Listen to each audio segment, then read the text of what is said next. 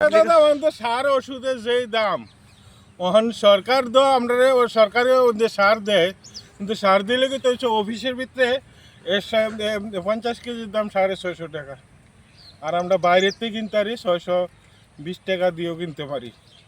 তো আমরা অফিসে গিয়া কি লাভ হইলো? সরকারি মাল কিনে আমরা সরকারের লেগে যাই তো আমরা কিছু কমের লাগিয়া, এতে যদি আমরা কম না পাই তাহলে তো আমরা কি অসুবিধা হইলো?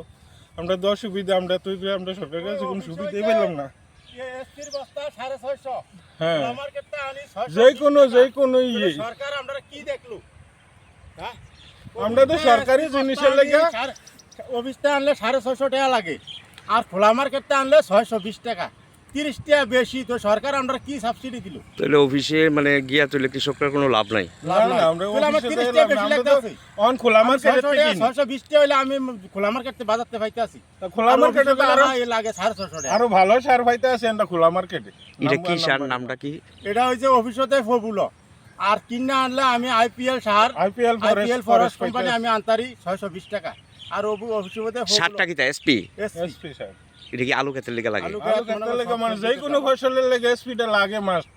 তাহলে আপনাদের দাবি কি সরকারের কাছে অফিসে কমানোর লেগে? সরকার যেহেতু অফিসের ভিতরে রেটটা আমাদের কমাই দেয়, কিছু সাবসিডি দাম তাহলে আমরা অফিসের থেকে আনতে পারি কি? আমরা মাগ না দিয়া সরকার ব্যবস্থা, আমরা কিছু সাবসিডি কমাই দাও, তো আমরা খাইয়া বাঁচতাম।